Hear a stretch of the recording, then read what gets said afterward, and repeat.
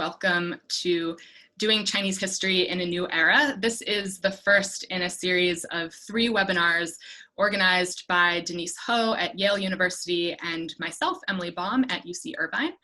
These webinars are aimed at graduate students and other researchers who are facing really unprecedented and ongoing challenges in conducting research and pursuing their professional development. This webinar has been generously sponsored by the Council on East Asian Studies at Yale University and the Leong U.S.-China Institute at UC Irvine.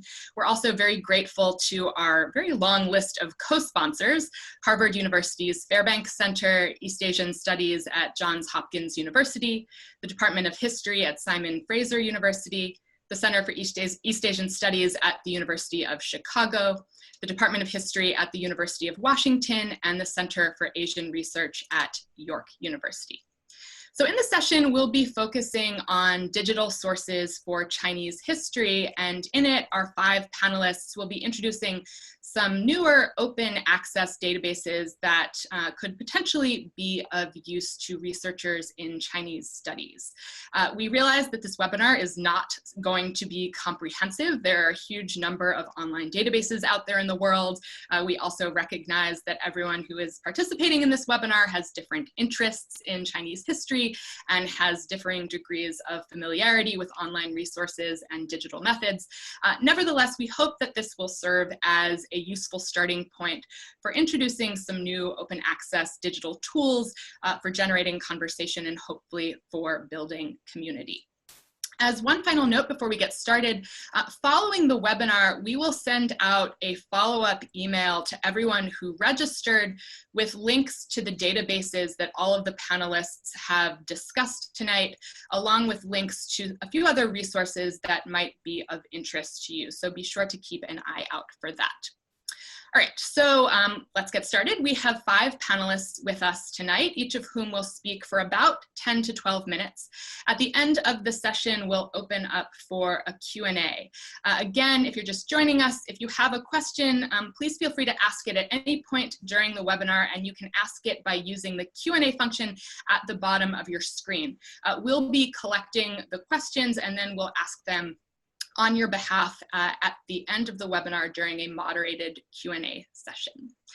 So speaking first is Jianye, who is the librarian for Chinese collections at UC Berkeley, and I am going to stop sharing my screen and turn it over to her. So Jianye.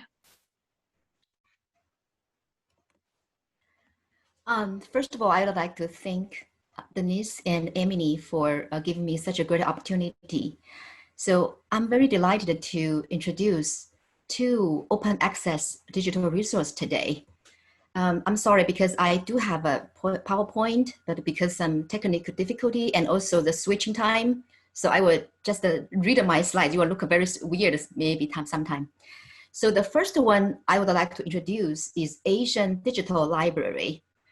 This is a digital library project that is led by Professor Christian Henriette, or he is also very known by his Chinese name, An Keqiang Jiao.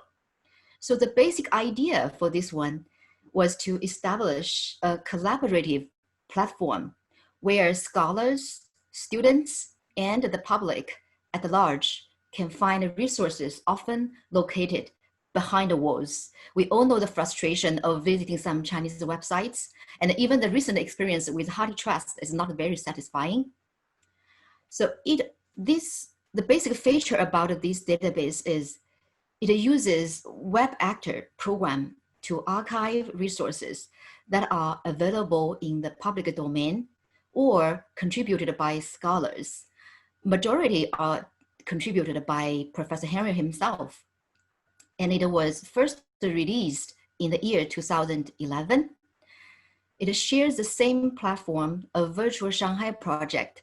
So if anyone are familiar with Virtual Shanghai, you will find this one is also very familiar to you. And there are many documents that are related to later Qing and Republican period. So whenever you go to this homepage, usually it pops up the French version, and usually to the right corner, there's an English one you can click on so that it translates for you. On the top, you will see the tabs. This is a category of material that he collects. As you can see, for the books, there are 1,639 now. This is title level. Some has huge volumes. So in terms of volume, there are many, many more. And for the periodicals, there's a little confusing here. Actually, a lot of those are reports, historical records, not the periodicals that the librarian talk about. And also there are 51 archival pieces and dissertations, 52, and early films, majority are before 1949, 121, and only 2 soundtracks. So this is the basic features. There's a single search box here. You cannot do cross-platform search. You have to go to each category. For books, you can do a simple Boolean search here. You can do any keyword search. It is very easy to use. And remember, whenever you finish one search to do another one, you have to click on the cross sign next to vernacular to start a new search. So I'd like to highlight the value of this database. First of all, it really includes a lot of scarce and hard to find titles documents.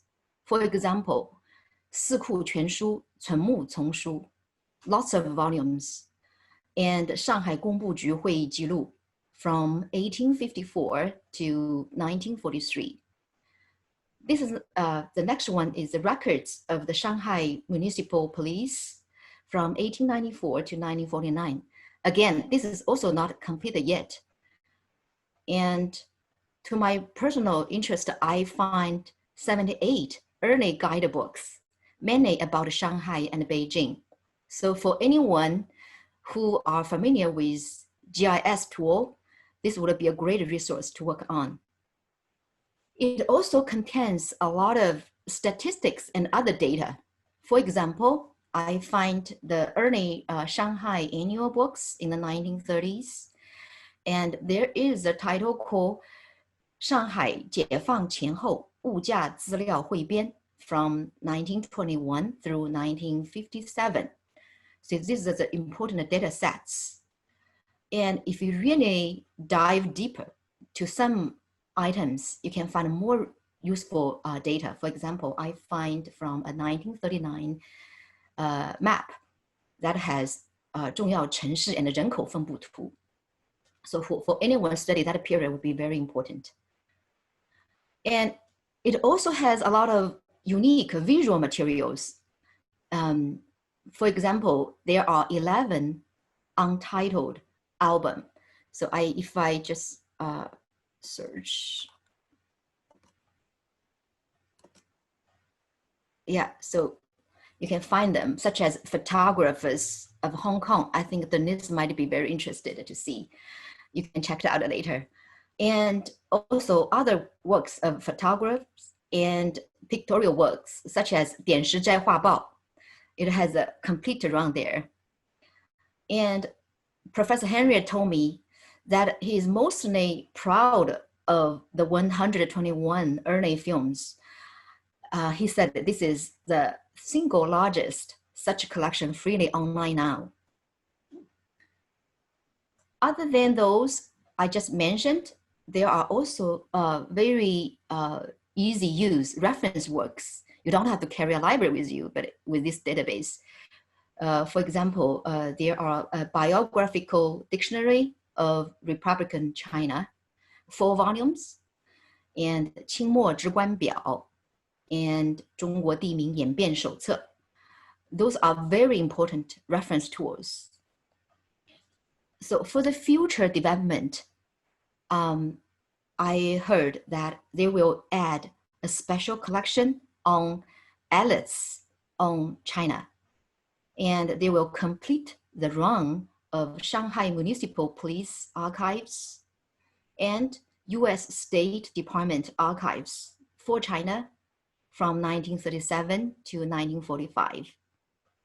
And then last but not the least, they will also add high resolution images of selected documents, including archives. So more to come, just keep checking. And now I'm gonna introduce the second one.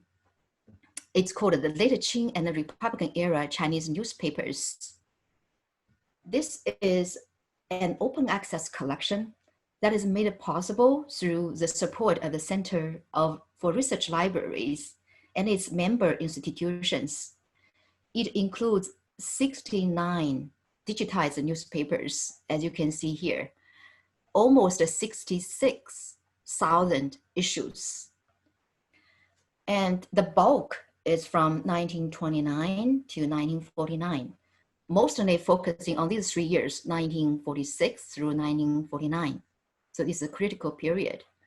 And what's unique about this collection is that none of them can be found in two Mingguo period database we already have, the Shanghai Library's 民国时期期刊全文数据库 and 大成老旧刊数据库.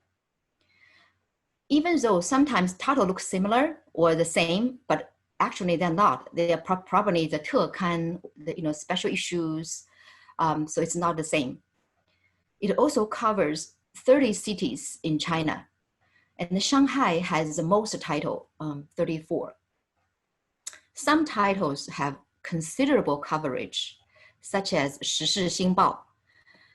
It covers almost the whole Republican era of Shanghai with over 14,000 issues. So here is the statistics. There are 3 ways you can browse. First is the title navigation. If you click on this, it will show you all the list, the titles, and it shows the place of publication, language, coverage. So far, only the Chinese newspaper are included, not English newspaper. But if you search by English term, you could also get some hits because some newspaper have English advertisement and other special articles. And the other way to browse is by date.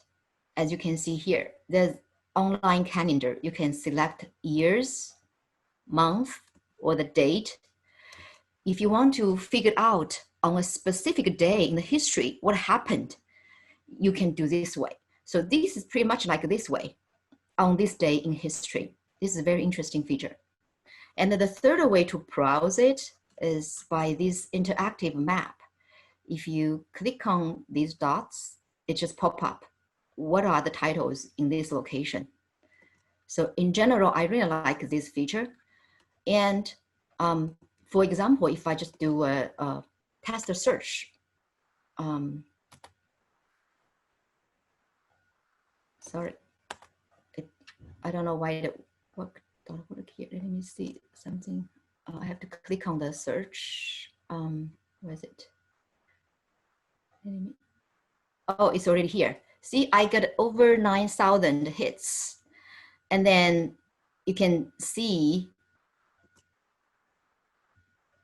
the one highlighted, or you can really view the whole issue here.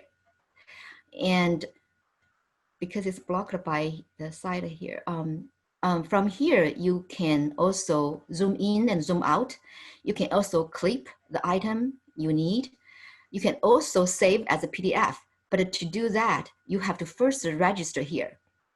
I tried, it's very easy without any problem. So that's the basic feature. And sorry, it's really slow here. And as you can see, after I did the search, it will have a visualized outcome. This is still working, my poor internet connection here. So you see there's a visualized result here. As you can see, year 1925 has the most articles published, which is understandable because he's passed away in that year. So if you needed to know more, you can contact me later I can share with you. So due to the time limit, this is pretty much I can share now. I will look forward to your question later. Thank you. Well, thank you, Jianye. Speaking next will be Kwok Tang, who is the Digital China Fellow of the Fairbank Center for Chinese Studies at Harvard University. So we'll turn it over to Kwok. Thank you very much, Emily. Hi, everyone. I am Kwok Tang, the Digital China Fellow of Fairbank Center for Chinese Studies. Thanks, Emily and Denise, for inviting me to participate in such a great event. Today, I will share the Contemporary Chinese Village Gazetteer project, a project of the East Asian Library, University of Pittsburgh. But before jumping to the CCVG dataset, I wanted to bring your attention to the digitalized web book collections of the Harvard Yenjing Library. As you may know that Harvard Yenjing Library has been digitalizing its web book collections. Now you can easily read these web books online, and you can visit the curiosity.live.harvard.edu. And this is the page. And then you can see there are Chinese web books and Chinese rubbering collections. And if you click to the Chinese web books, you can see there are almost 9,700 items. And then you can browse all of them. They are all in the IIIF format. And that means you can have very good qualities image of the original book. So if you can zoom in, zoom out, or you can even download the page. So this is open access. Even you don't have a Harvard ID, Harvard key, you can still access all these digitalized web books. Let's go back to the data set we want to discuss. This is the Contemporary Chinese Village Gazetteer data. It's a project at the University of Pittsburgh, and it's is led by Zhang Haihui, the head of the East Asian Library. The UP's East Asian Library has been focusing on collecting village gazetteers for years. So they have a very large collection of village gazetteers. A large number of these village gazetteers are informal or internal publications. That means you may not be able to buy them in a bookstore or read them in public library. The project team manually extract the data from the gazetteers. So far, there is information on 1,000 villages in the data set. And the goal of the team is 2,500 to 3,000 gazetteers. So this is the coverage map of the gazetteers of the village that already on the data set. You can visit the website and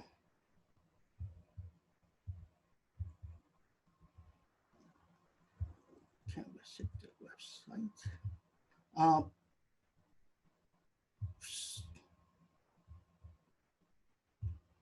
So this is the website of the data sets, and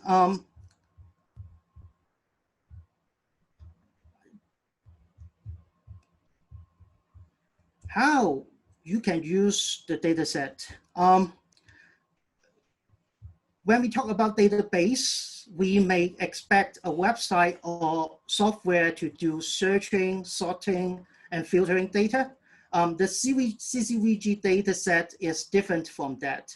If you visit the CCVG website, you cannot find a place to search for specific data. At this moment, you cannot find a place to search for it. So what you have to do is you have to go to the download part, and then you download the data. It will link you to the D scholarship of the Pittsburgh University, the University of Pittsburgh.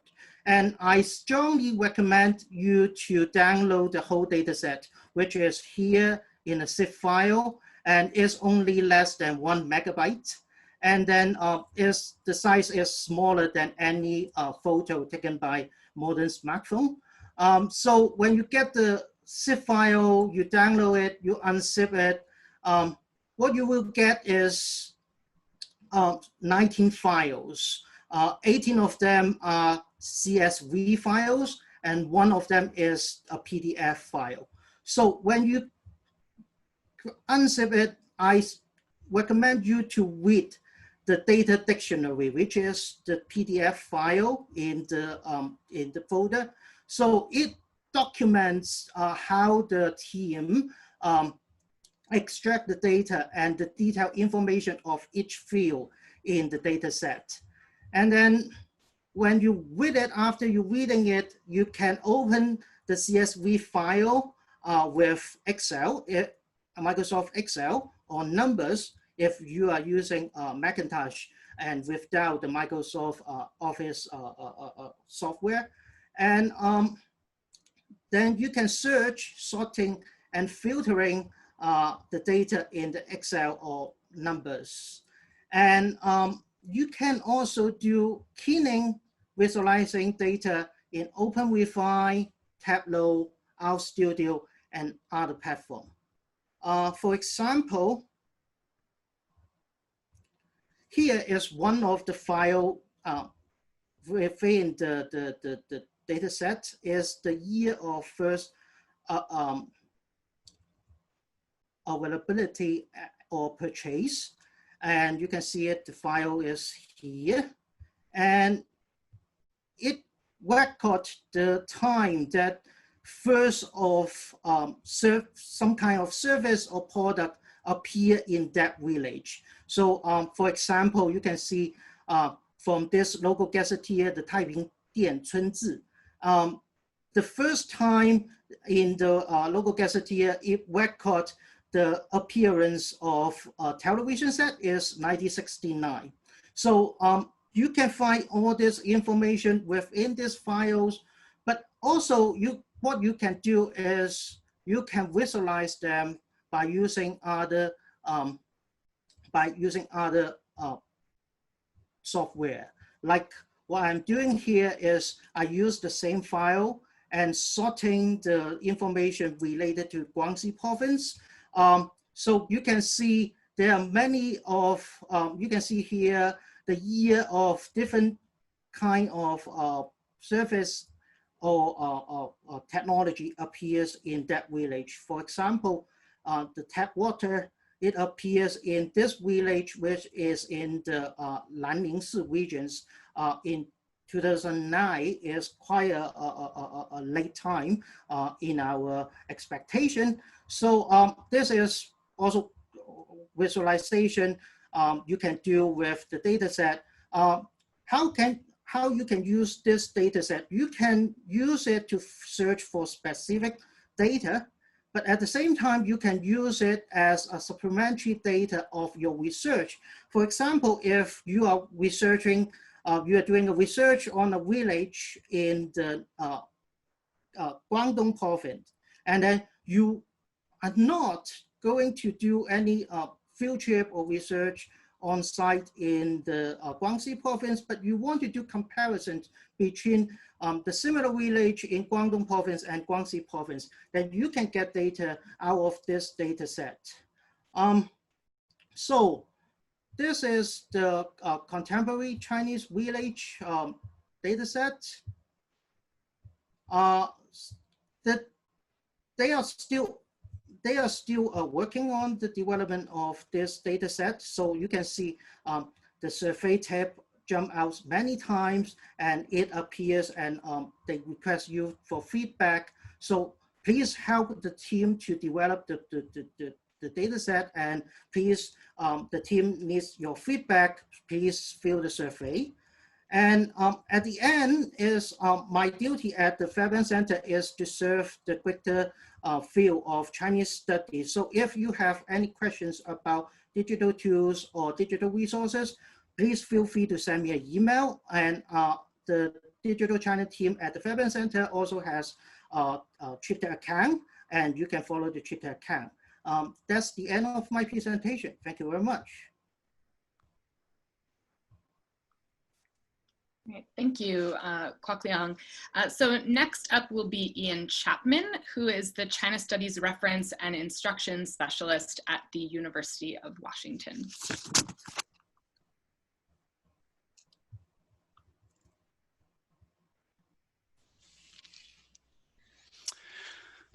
Hello, everybody. Firstly, thanks very much to Emily and Denise for giving me the opportunity to share in this wonderful event today. I'm going to be talking about a database whose Chinese title is 抗日战争与近代中日关系文献数据平台. And we could literally translate that as data platform for documents on the war of resistance against Japan and modern Sino-Japanese relations. It also has an undisplayed but official English title, which is quite different from that, which is Modern History Data Platform.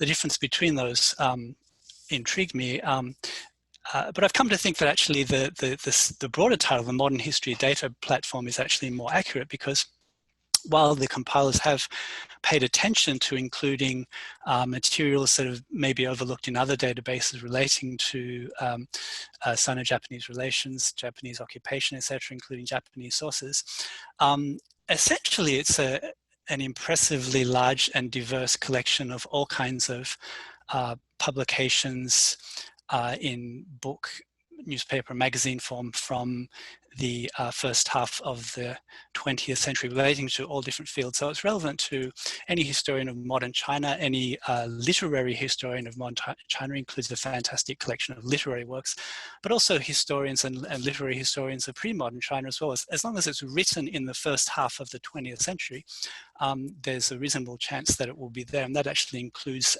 editions of ancient works. You can find dozens of editions of Tang poetry and Hsiu, etc., as long as they were compiled in the first half of the 20th century. So I'll be looking at the database today.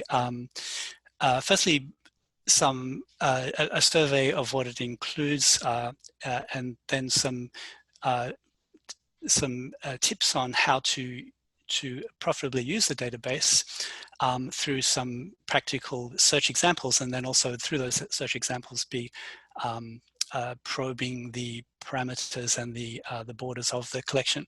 Now, with regard to instructions for using the database, I've posted in the chat a link to the University of Washington Tatuchi State Library Research Guide for Chinese Studies, where you can find a PowerPoint slide set which gives instructions on how to search in this database. So I won't go into all those details, but you can download that PowerPoint if you choose. This is a database which is quite new. It went live in 2018. It was 2 years in production prior to then. It's a project led by collaboration between the Chinese Academy of Social Sciences, National Library of China, and the National Archives Administration. Now, it has two wonderful features. One is that it includes 10 million documents. Apparently, I don't know how those are calculated nominally from the modern period, but actually some go back to the 18th century, some local gazetteers, and some collections of pre-1940 1949 documents compiled in very recent times also appear in the collection. So it's very diverse. The second great feature of it is that it's open access.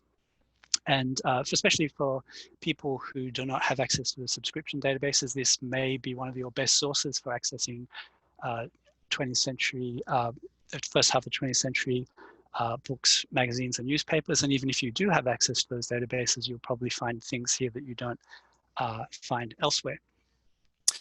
So if you look at my screen here, we can see that there's normally 10 different categories of sources. In fact, only some of these are richly populated. Some of them are largely placeholders for perhaps future expansion. One of them is 红色文献 is really a meta category, which is really a subset of 3 other categories: books, newspapers, and periodicals. And just a note on ordering as well. Anytime that you do a search, the 红色文献 will appear first. So if there's a large quantity of them, it's actually quite a job scrolling past them to get to other documents. Somewhat disappointingly, the archives category is not at all well stocked at present. I hope this will be a target for future expansion. Basically, there are 2 archival collections at the moment, and both of them are English language international sources, so they're not actually from Chinese archives at all. There is one interesting collection of images, which again is an international collection from the University of Wisconsin-Milwaukee. There are some sound recordings which are interesting of revolutionary or patriotic songs. But apart from that, the core of the collection is really in 3 categories. One is books. There you can see there are almost 60,000 books. There are almost over 1,000 titles of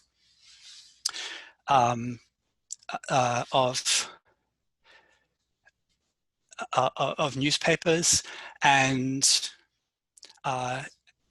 over 2,000 magazine or periodical titles. So that's really the heart of the collection.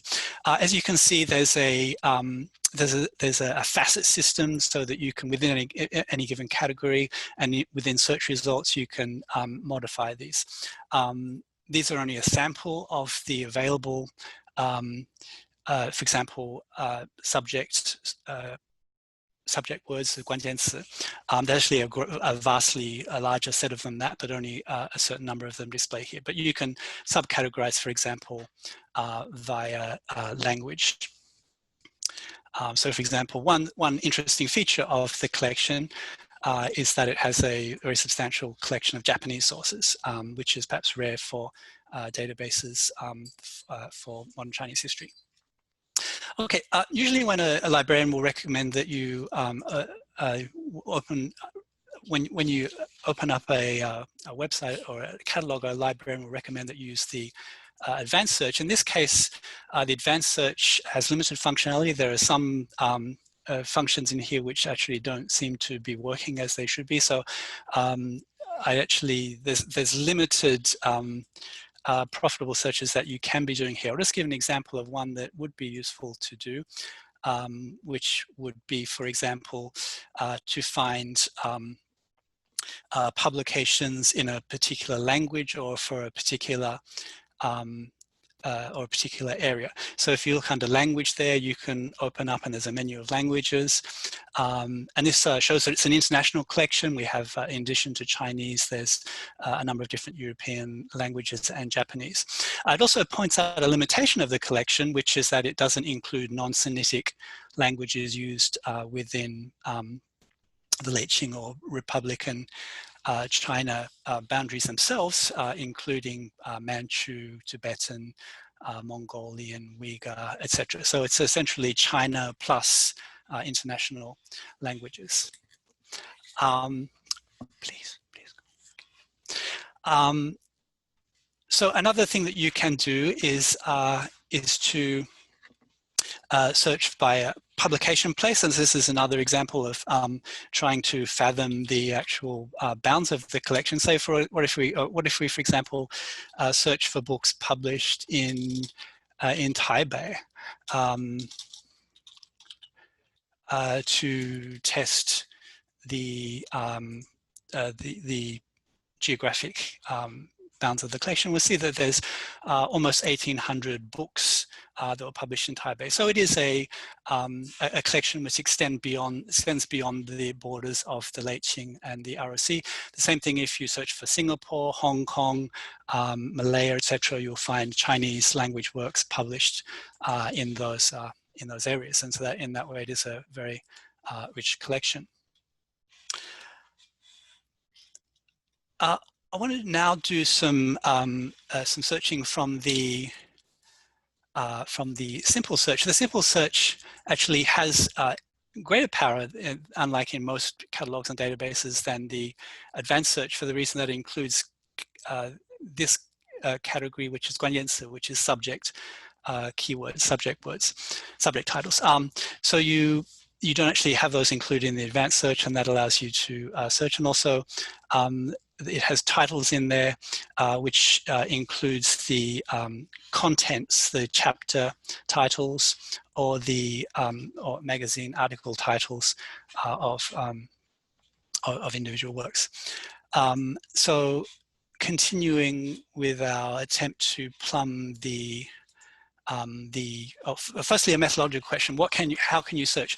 You need to search in here with simplified Chinese characters only. You can't search any other kind of Chinese graph. That includes whether you're searching, obviously, books originally published in traditional, but also if you're searching for Japanese phrases or titles, you can search the kana from the Japanese, but you cannot search the modern Japanese kanji. So for example, if I search for this phrase using what would be a modern Japanese forms of those characters, I get no results.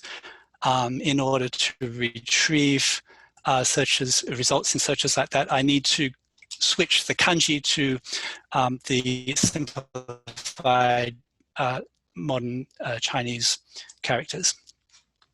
Another hiccup is that in addition to standardized graphs, so for example, if I did a search on Qingyan, I'm looking up, say from researching this topic of youth, I get 3,000 plus examples there, and I may be very pleased with that harvest, but I'm actually missing another crop which would come out, which I would discover if I used a variant of the character Qing.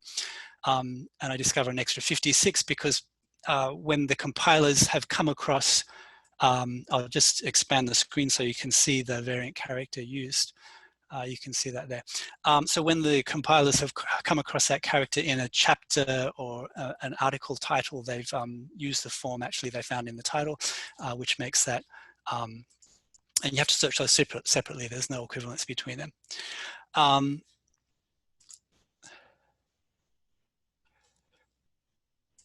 Okay, so now what is it a database which avoids sensitive topics? So we've already seen that one feature of it is that it allows you to access Japanese materials in the Japanese language. Another advantage is that you can actually access Japanese contributors to Chinese language publications, but of course you have to know the names of some of those contributors. So if I choose one, Nakajima Masao, and I look him up his various roles as a person responsible for different publications, I find that he was a person responsible not only for important Japanese newspaper, the Manchu Nippo, but also for two Chinese language newspapers. And so that would be an avenue to exploring the role of Japanese nationals in Chinese language publishing. Now, it would be nice to be able to look up a newspaper article by the date. Unfortunately, the functionality for doing that is currently not working, though it's built into the system, but it just seems to be malfunctioning at the moment. What about sensitive persons? What about, could I find works in there by Wang Jingwei, for example? And it seems that I can. I've got his collected a collection of his speeches there. If I search him in the title as well, I'll find works which are accusing him of being a traitor and a collaborator, etc. But also find his Wenji in there as well. So it is a database which recognizes different perspectives and doesn't avoid controversial figures. Having said that, there are kind of some of the most memorable works, to my mind, for example, works of fiction relating to the Sino-Japanese War. I find are not represented. So, for example, if I look up Zhang Ailing, if I think of wartime fiction, I often think of Qing Cheng Zhi Lian, Love in a Fallen City, or Se Jie, Lost Caution, etc. But these are not included in her works. There's only one work there. Could be because she's less an establishment figure.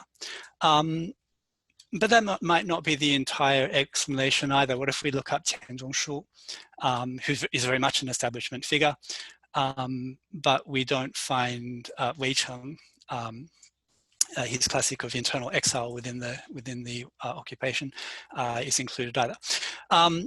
Those are kind of exceptions. I think if you look up any author, any subject, and those include famous scholars, even scientific works, historical works on pre-modern, etc., you'll find a very rich example set of their works in there. So it really is an all-round library of works published in the first half of the 20th century. There's some limitations to the metadata, so you need to be a bit of patience and a bit of creativity in doing multiple searches and in doing quite a lot of browsing, but I think those are small prices to pay. And also you can download these materials if you register personally. You can download 2,000 pages per month, which is a very generous allowance. However, you download them page by page in single JPEG files, and which you then have to assemble into PDFs yourself. Okay, so I think I'd better finish up there. Thank you very much. Great.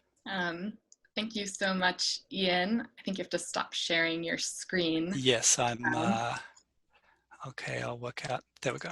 There you go. I have to say, no Zoom these days would be complete without the unexpected appearance of a child or a pet. So that's what makes these things fun. Speaking next is Karl Gerth, who is the Hwei-Chih and Julia Hsiu Chair in Chinese Studies and a professor of history at UC San Diego. Hi, everyone. Thanks for joining us. Let me start my timer. First, I'd like to thank Denise and Emily for inviting me to join this panel. I've already learned a lot. I think I'm the outlier here, and so everyone should consider this a sort of musical interlude before the conclusion. I'm not a reference librarian, nor have I mastered any database. In fact, I've never mastered a database until I had to. So as I understand our purpose, the goal here is to share some ideas for how we can explore research topics without easy access to archives in China.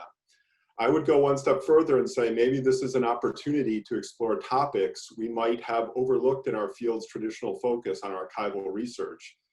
So I think why I'm here is because I've used internet blogs extensively for my new book published last month by Cambridge, Unending Capitalism. My background photo over here is from the cover art on the book. My research topic and approach drove me to look for blogs. In other words, I didn't begin by looking at blogs, I ended by looking at blogs. Blogs provided unique perspectives that shaped my interpretations of my material. In my book, Unending Capitalism, I examine the impact of the proliferation of mass-produced consumer goods in the Mao era, especially the Sandajian, the three great things that people wanted the most: wristwatches, bicycles, and sewing machines, but also the institutions associated with consumerism, such as department stores and advertising, and consumer fads such as Mao badge collecting during the Cultural Revolution. What happened as China industrialized and made more and more consumer goods? Of course, not everyone in China got the same day. Who got these things first, second, third, or maybe not at all? And then what are the implications of this distribution? In a nutshell, I demonstrate how the distribution of the social product, all the stuff that was produced in China during this time by the CCP, spread the exact inequalities and hierarchies that its socialism promised to address. I argue that rather than end capitalism and replace it with communism, the CCP accelerated the expansion of industrial capitalism, hence the book title, Unending Capitalism. Like I said, I didn't begin with this conclusion. The unique perspective of blog sources helped me to come to that conclusion. Initially, I used some of the databases discussed today and some other databases that are pretty well established. I found wonderful sources that I never would have found without simply using my keyword searches. Therefore, I cannot emphasize enough before I talk about specific blogs how important it is to develop a document of your own with dedicated keywords of your project. Keywords took me to parts of the archive and eventually parts of the internet that I would not have otherwise found. For instance, when I used the term shoubiao or wristwatch in Song Yong-yi's famous Cultural Revolution database, I found a great story of Mao giving his barber a wristwatch as a wedding present. I also found many examples of the sandajian, these three great things, being used as bribes and as symbols of corruption during political campaigns. I never would have zeroed in on those kind of documents had it not been for my having these this list of keywords that developed continually over the course of my research. Yet even using my keyword searches with these established databases, I still felt a need to hear the voices of ordinary people interacting with new consumer goods such as bicycles and watches. So I found one document in an official source of Zhou Enlai criticizing officials for spending too much state money on nice watches. But those kind of documents didn't tell me why those officials wanted watches in the first place. So sometime long ago, 9 or 10 years ago, in a project that took me too long, I thought, why not take these same terms from my keyword list and plop them in the internet? I thought, why not check the internet rather than just limited databases? And the blog posts immediately began to roll in. Denise and Emily will send around a list of the blogs where I've found many good posts, photographs, and all sorts of other information, including reproductions of documents, just all sorts of things. My list that they'll send around, I should say, is not out of date. I don't keep up to date on this like a reference librarian would. In any case, rather than go directly to these individual blogs, I often found it just as useful to use Baidu and my keywords. These blog posts were especially important to me because I needed more than official accounts and did not just want to use the same handful of memoirs published outside of China. What I needed were people's memories of learning about the three great things of wristwatches, bicycles, and sewing machines, desiring them, how they went about acquiring them, and then how they use them both for their intended purpose, but also how they use these things socially, for instance, to communicate that they were educated, that they had good taste, that they were urbane, or other forms of identity. So blogs provided a level of detail that I just simply couldn't find in any other place. Let me provide you with a few examples of keyword searches and the sort of results and how they influenced my research. Actually, although I've talked about the Sandajian a lot here, only the first chapter, chapter 1, is on the Sandajian. Naturally then, I not only searched Sandajian, or the three great things as I translate it, I also searched many associated words such as shoubiao, or brands such as yongjiu, zixingche, forever bicycle, many, many others. I had probably 50+ brand names that I searched by the end of all of this. These and other keywords helped me find many blog posts of people remembering their first watch, how they got it, what it meant to them, and so on. Another chapter is how to destroy the Four Olds movement, the Po Sijiu of the early Cultural Revolution, actually spread consumerism. I use keywords such as chaojia, or house ransacking, and searching blogs for chaojia turned up lots of memories of people who participated in these ransackings, and how that work created desires for the very things that were meant to confiscate or destroy. These materials helped me argue that the Cultural Revolution was doing the opposite of what it was intended to do. It was actually spreading the very bourgeois values it claimed to be negating or eliminating. Oftentimes, while looking for one thing, I found and then pursued another. While reading articles about shopping in stores, another chapter in the book, I eventually accumulated many stories about people's memories of waiting in lines to get things, and the culture that was created around waiting in line.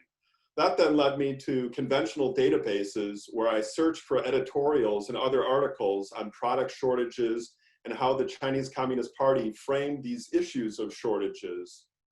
I purposely I should note, my own book index so that I could include all of these seemingly minor terms in the index, so that one can look there for other examples. I should point this out why I went around doing this, because as we've been able to gain access digitally to books, I'm sure a lot of us have had the experience where we plugged in specific kind of things like wristwatch in a book that didn't have it in the index and found all sorts of material. So I've tried to flag that in my index. I'll conclude then with 10 issues to consider while using blogs for historical research. The biggest obstacle, I think, to using blogs may be the need that some feel that research must always be hard, or at the very least, materials acquired the hard way are always better. Better for what, I would ask?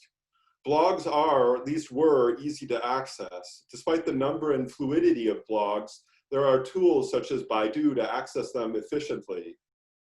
But blogs also come and go. I think it's our responsibility as scholars to ensure continuing access to our research materials.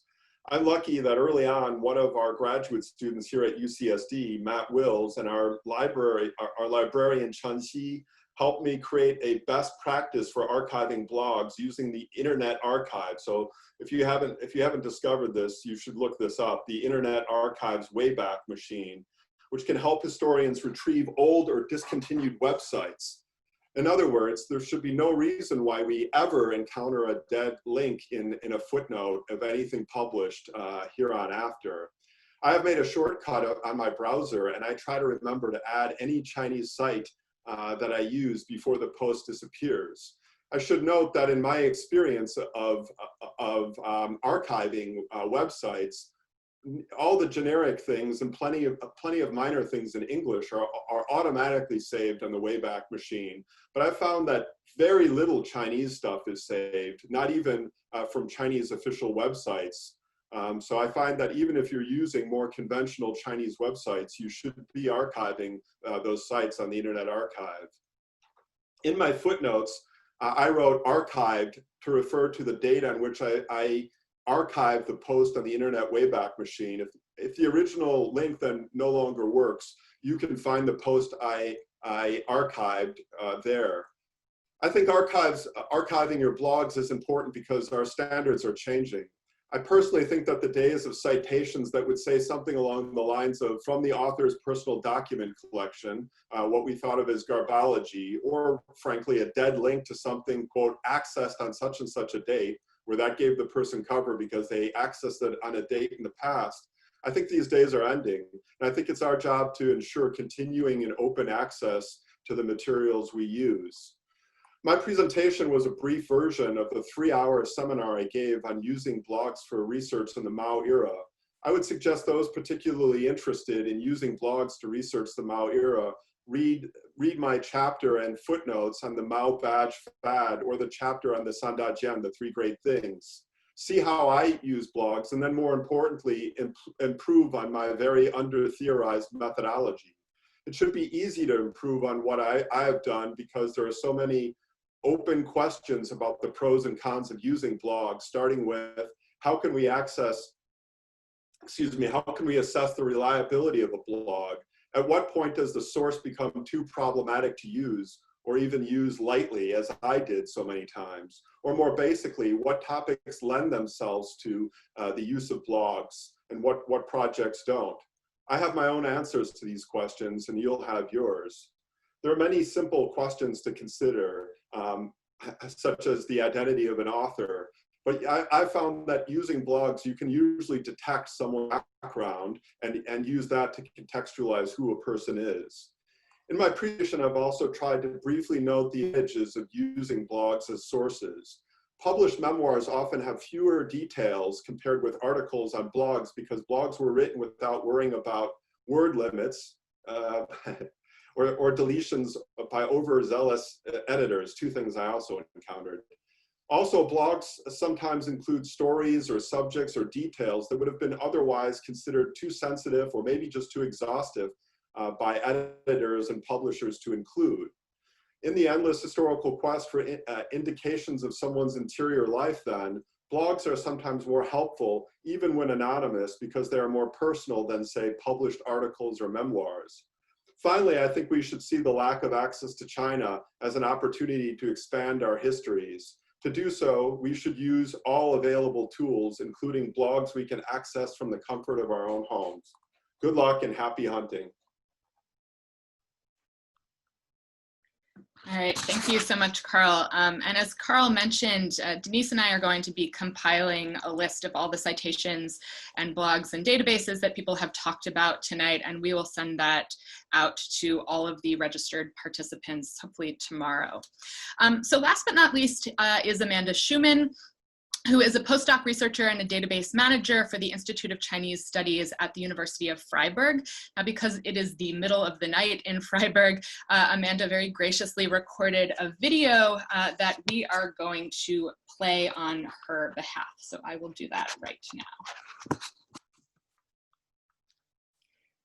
Hello, good evening, wherever you are. My name is Amanda Shuman, and I am the database administrator and postdoc researcher on the Maoist Legacy Project and a lecturer at the University of Freiburg. I'm here to give you a very brief introduction to signing up for registering, logging in, and using the Maoist Legacy database.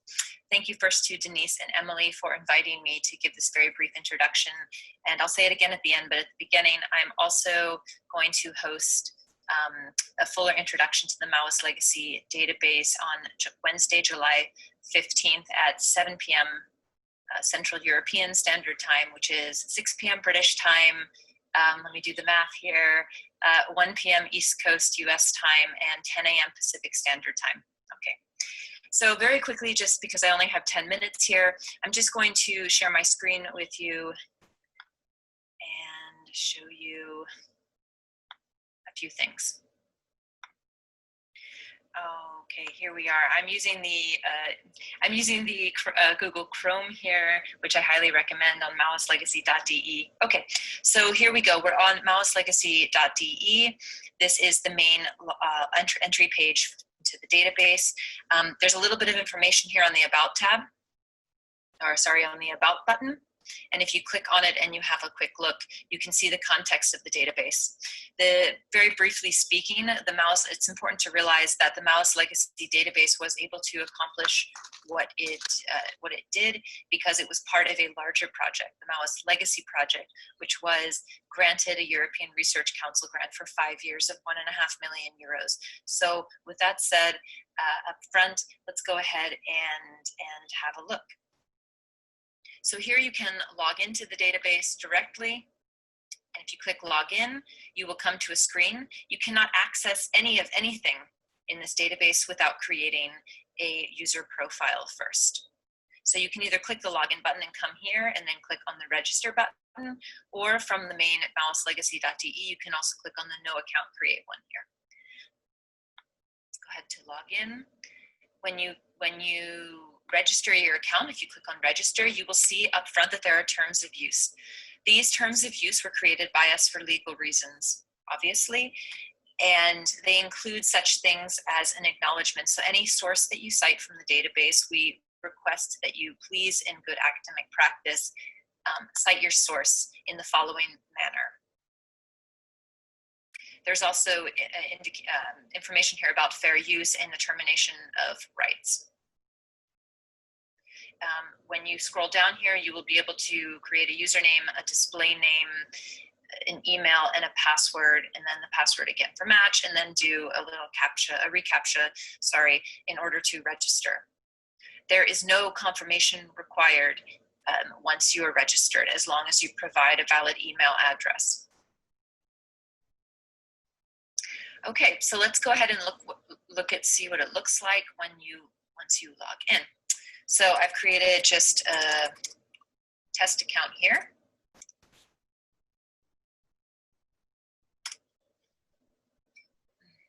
And when you come to the main screen on the Maoist Legacy database homepage here, you have a lot of different options. So you basically have two main ways of searching here. And I want to talk a little bit about this because they are different and they work in very different ways for technical reasons. So first of all, if you want to do a keyword search, you can obviously use this box in the upper right-hand corner here, or you can use this advanced search option here. So let me say a few words about that first. The keyword search option up here, which I will demonstrate in a second, is a full text search. It searches also based on a Chinese dictionary. In other words, if you have 4, 5, or 6 characters in Chinese and you went to a normal sort of advanced search here, it would only search on that string of characters. It would not search for individual characters nor 2 characters at the same time. And so for example, and I've explained this in more detail in the user guide of the database, which is linked from here, and it's also linked from the about and then the user guide here. This is really important and relevant to know though, because the advanced search here, like I said, does not have a Chinese database built into it. So whatever keywords that you put into it, let's click on the advanced search here. If you put in keywords here and you search for them, let's say that you search for a 4-character phrase, some specific thing that you're looking for from this time period, like favorite 落实政策, that's has been translated in various ways, so I won't try to do that here. But if you search for that here, it won't find everything with only, it will find everything only with 落实政策, but it actually won't find everything with 政策. It will not. So that's important to know, whereas up here in the search, in this keyword search, it would. So let me give you an example of the search up here to show you what I'm talking about. Let's say you want to search on, gosh, I don't know. My research is on Hsiu, so we'll do Hsiu, and we search for that. So here you will find 61 results in the database. The search results that you will also very quickly notice between the keyword search in the upper right-hand corner and the advanced search look different as well. And again, this is because it is a full text search. Everything has been indexed according to a Chinese dictionary and tokenized that way, so that when the search is run, it analyzes the documents based on that. So again, you have 61 results here. You can narrow and limit your search based, as you see on the left-hand side, you have tags. So, you know, let's say, for example, you have collections, you have identifiers. These are document identifiers. But let's say, for example, like I said, I have researched Hsiu, and I'm interested in things that have to do with Leong and Hsiu. So here I find the tag for Leong, and I click on Leong, and I can get 4 results there that have documents that have Hsiu and Leong in them. You can also remove the tags here as you wish and go back to the results. On the advanced search page, let's not do keywords here. I think that for your sake, you should always use the keyword search in the upper right-hand corner if you want to look for specific words and phrases. In my opinion, this is the best way to handle it. An important limitation, I will say this too, an important limitation to the keyword search is that when you search using a particular phrase, if you wanted to only find that phrase, you must put quotations around it. You know, so let's say if you want to look for 体育运动, you would have to put quotations around 体育运动 to find only things with 体育运动. Otherwise, you would find things with 体育 and 运动. This is really, and furthermore, this is really, really an important point, so pay attention here. Because of the technical limitations, you need to use English punctuation, not the default Chinese punctuation available on your keyboard. In other words, if I search for 体育运动 and I put it in quotation marks, I need to switch my keyboard back to English to do it. Unfortunately, there's no easy solution to that right now on the technical side. Okay, so from the advanced search page, let me show you very quickly. I don't have much more time here. What I think is most important is that you know how to use it. So here you can narrow by specific fields within item metadata. So let's say if you have a particular title you're looking for, other interesting things here, maybe perhaps not publisher, but source might be interesting if you're looking for everything from a particular collection. Let's say you're looking for something from Xuanchuan Dongtai, then you can do that here and you can limit by source. So you would do source and then you would select from here contains, does not contain, etc. You can add multiple things here, such as this. A common question from people would be perhaps the date. So how do you limit by date? This is a really good one. You would put date here, and then you would do contains, starts with or ends with, and you might put in contains. So let's say I want to find everything about Hulong from 1974. There's something very important that I happen to know from that period of time. So let's say I want to do that.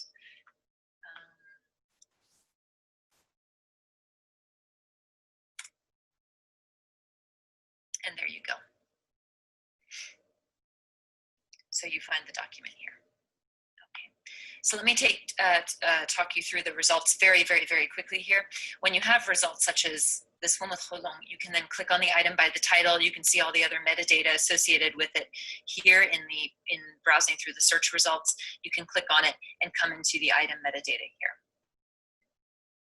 Okay, so the text here is on if you're on your left-hand side, and on your right-hand side here, you have all the associated metadata that we've entered into the system here, including the creator, the date, where it came from. In this case, the contributor, this is not typical of most of our documents, but the contributor was actually Songyongli because this comes from the Chinese Culture Revolution database. This is not true for the vast majority of the documents. So let me show you something different. Let's say if I want to search on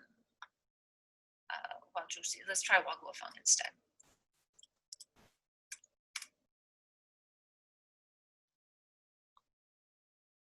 Okay, so for example here, if you click on a keyword result here, you will go directly to the item, and here you can see that our source is actually an archival document as part of the Maoist Legacy Collection.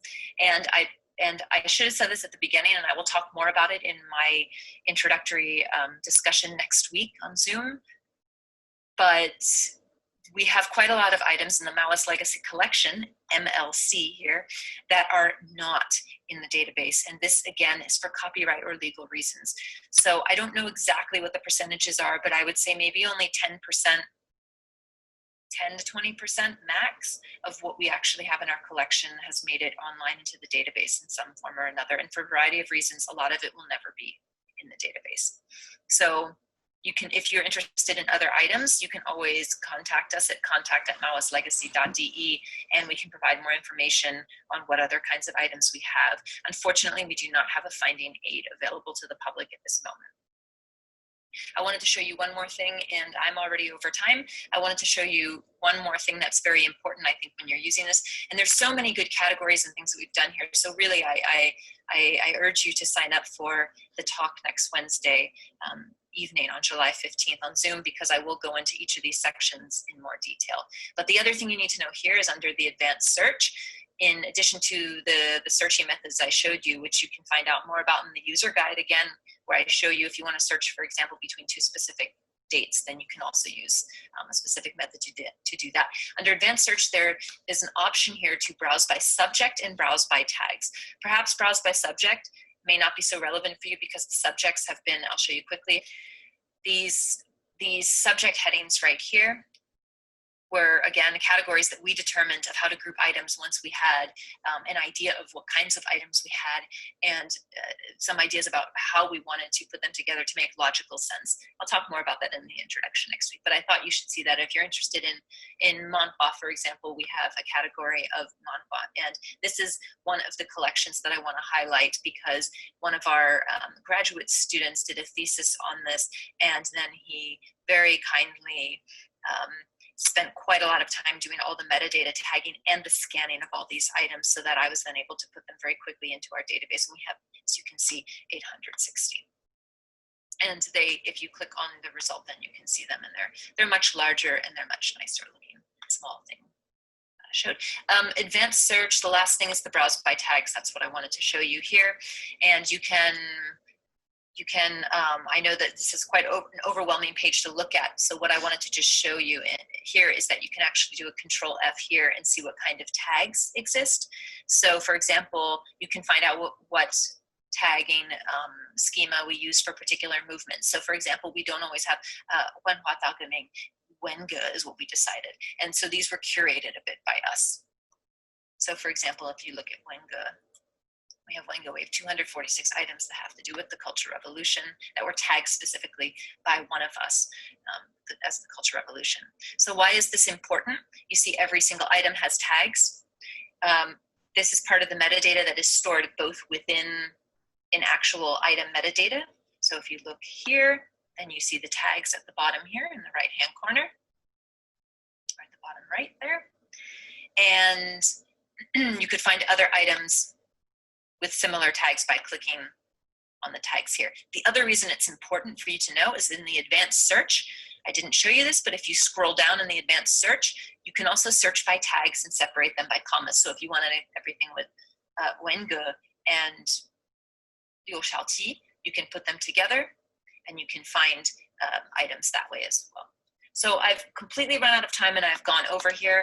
This was just a very, very brief introduction to how you log in and how you search. You can always, again, email me directly at my email address, amanda.shuman@gmail.com, or you can also send it to contact@maoistlegacy.de, and I'd be happy to answer any other questions that you have. Thank you again so much to Denise and Emily for allowing me this very, very, very brief introduction. And if you have more questions, please attend next week. Thank you. All right. So as Amanda said, that she is going to be holding a longer webinar on the Maoist Legacy Project, and we will send that information out in our email tomorrow. So we have a couple of minutes remaining in the session. If I could just have all of the panelists put their video back on so that we can do the Q&A. So we got a lot of questions basically asking about particular topics and particular time periods. So a couple of the questions that I'm seeing are asking about databases that you might be familiar with from the late Qing. So I don't know if any of the librarians on here might be able to answer that question. If you have any recommendations for potentially open access databases that might feature newspapers or other materials from the late Qing, since a lot of what we touched on today was kind of 20th century Republican era or the PRC. Yes, I would like to respond. Let me share my screen. Where's my... So for the Qing history, there are two important original resources. One is the Qing Shi Gao. This is a Chinese website. It's called 国学大师. Actually, you can full text really browse every chapter. And also the CTEX project also available, but I just closed that window. The other one, the only thing about this one that probably not very satisfying is that if you needed to cite, it's difficult because it's HTML. It's not a PDF, sorry, PDF. Another important source is a Qing Shilu. No, the Qing Shilu, sorry. I don't know why it's here. Where's my site? It's covered. Another one also available now online. It's developed by the Taiwan's Academia Sinica and the Korean Academy of Humanity. I forgot. So together they have a project. It has Ming Shilu, Qing Shilu, and the Yan Xinglu together, I think. So it's also a free online resource. You can check it out. So for the newspaper, as I mentioned, the one I talk about, they are just really open access. But the best coverage is still the commercially subscribed database, such as the Shanghai Libraries, the 民国时期期刊全文数据库. They have a lot of coverage. And also another English source is the ProQuest, old newspapers of English titles published in China. A lot of them are in the late 19th century. So you can check it out.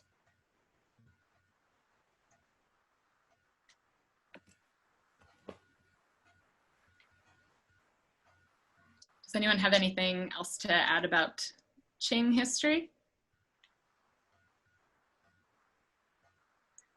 I'll just briefly add, so I've just posted a link to something called Early Chinese Periodicals Online, which is a which includes some late Qing periodicals. And also the database that I introduced in my short presentation today actually has a lot of late Qing materials in it as well. So it's nominally, I mean, it's nominally Sino-Japanese relations, but it includes late 19th century, early 20th century late Qing materials as well, including newspapers, books, and periodicals.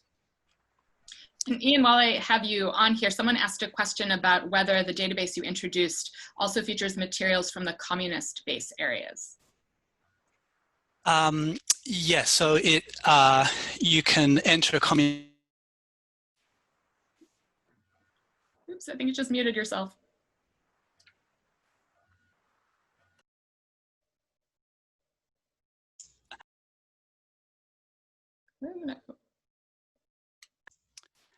Sorry, you can enter a particular locale as a search term or as a search filter. And so, for example, you can enter Yan'an as a, and restrict your search to publications specifically from Yan'an. And any search at all that you do, it prioritizes at the top of the results list the so-called 红色文献, the red documents, and the place of publication of those is displayed, and so you could glance down those and look out for ones that are from so-called red areas. But there's no overall filter for a liberated area or a red area. But if you have a list yourself, you can search by those locales. Great. I should mention that Denise is busily working in the background collecting all of the various citations and links that people are sending. So we are going to try our best to compile all of those and send them out to you. Another question or series of questions that we've been getting concerns post-1949 materials, in particular things like local newspapers.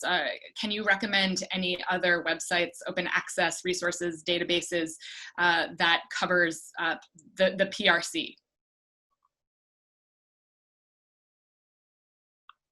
Maybe Karl, because I think Karl, in your remarks, you may have mentioned one or two, so maybe you can talk about that. There's nothing that I would know that a reference librarian wouldn't know better, except one thing to know is that not all databases, even if they look like they're the same thing, are equal. The National Library in Beijing has access to complete runs of provincial and local newspapers that I wasn't able to find anywhere else. Again, maybe this is standard now, but when I first discovered that 2 years ago, it allowed me to see how stories were covered at a much more local level. So pester your reference librarians. That's what I would say. I'm embarrassed to admit that this book, I must have used reference librarians before, but I definitely used them extensively here at Princeton at the Institute for Advanced Study. And each reference librarian, when I asked them the same question, came back with different suggestions for how I go about finding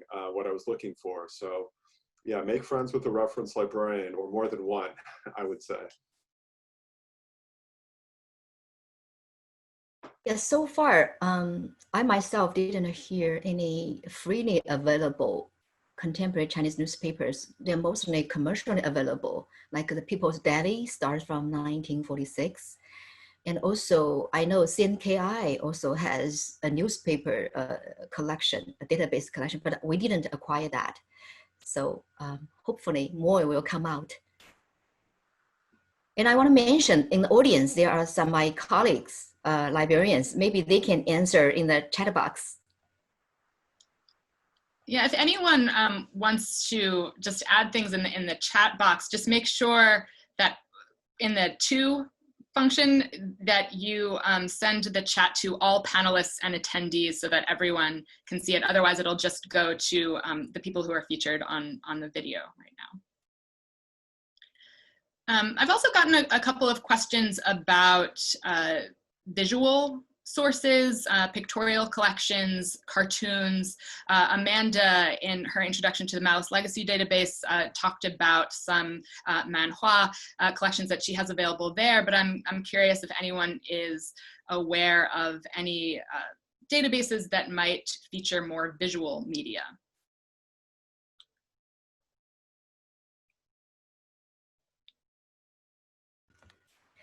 I only heard there's a Liang Huanhua database, probably is coming out soon, but I don't believe it's freely available.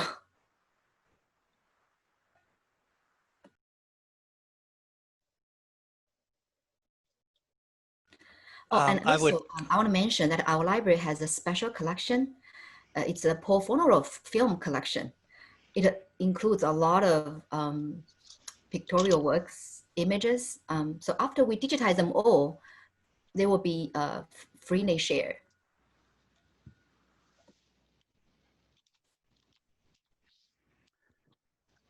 So I just posted one website with Republican period images, and also just would also add that the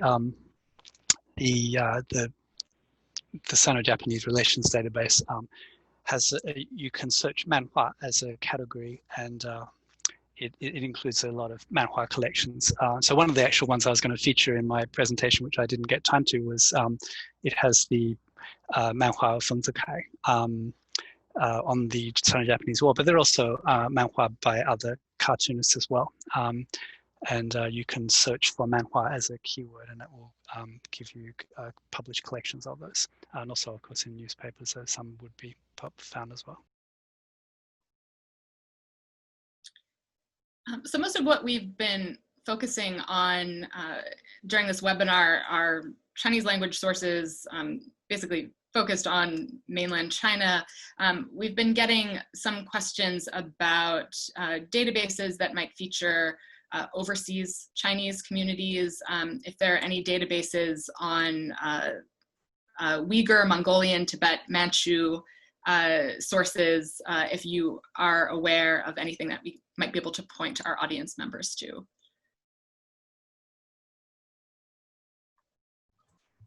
From the Harvard Rare Book Collection, you can find Mongolians and Manchu rare books digitalized. And also there is a website called, sorry, I have to search it. Manchu, that's the website's name. I will paste it in the, and for that website, you can find, they have the learning material for it, and also there will be database for the Manchus. And sorry for the self-propaganda, I have combined a list called Digital China List as a incomplete list, but some of the database here may be useful to you, and I will again repost the link here to everyone.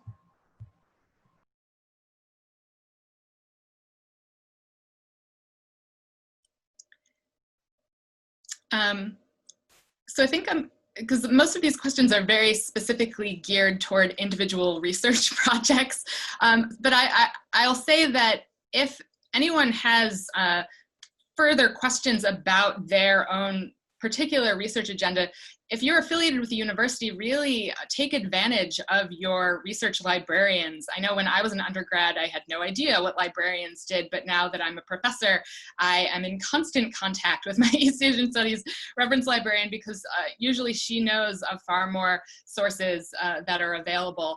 And if you're not affiliated with a university, I know a couple of people who have presented tonight have very generously given their email addresses, and I'm assuming that they would be happy to hear from you if you have any specific questions. Maybe the very last question that we'll tackle tonight, someone asked about copyright issues. So I don't know if anyone wants to tackle that. Maybe Kwok Leong, because you've actually been involved in the process of putting databases together, then are there any sort of copyright issues that either the databases or the users need to be aware of? I think most of the database we share here, they are open access database. Of course, some of them may have some of them may fall in the gray zone of copyright, because copyright, I would say, is a very complicated issue. Usually every library has a copyright first respondent. If you have any problem, you should contact your librarians to see what kind of data you should be using in your research. But I would say most of the database we are talking here, they should be open access, and they should be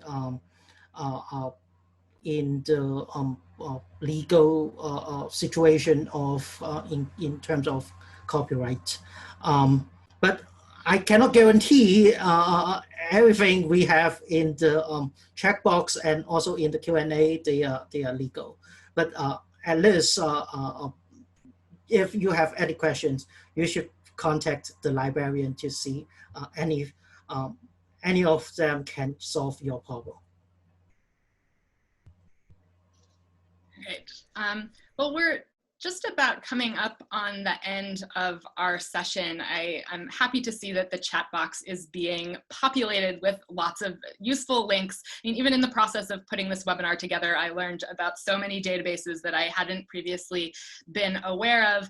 Again, Denise is really working hard in the background to put all of these links together into a document that we'll send out to all of the registered participants tomorrow. So just as a closing, I would like to once again thank all of the wonderful panelists who have so generously shared their time and their knowledge with us. I'd like to thank the Council on East Asian Studies at Yale for providing all of the staffing and support for this event, and I'd also like to thank all of you for tuning in today. Just a quick pitch for our next webinar, because this is a series of 3. Our next webinar will be on Wednesday, July 29th at 7:30 p.m. Eastern Time. And that will be on the subject of careers beyond the Academy for Historians of China. We also have a 3rd webinar that will be talking about doing research on China outside of China or beyond the Chinese archives. So we'll have panelists talking about doing research in Japan, in the United States, using non-archival Chinese collections, and so on and so forth. Please note that you will have to re-register for the 2nd and 3rd webinars. So even if you registered for this one, you won't automatically be registered for the 2nd and 3rd. So please go to the Council on East Asian Studies webpage, click on the Events tab, and just re-register for the other 2 webinars. So thank you again, all of you, for tuning in, for generously sharing all of your ideas and your advice in the chat function. And I hope to see you again in 3 weeks. So good night.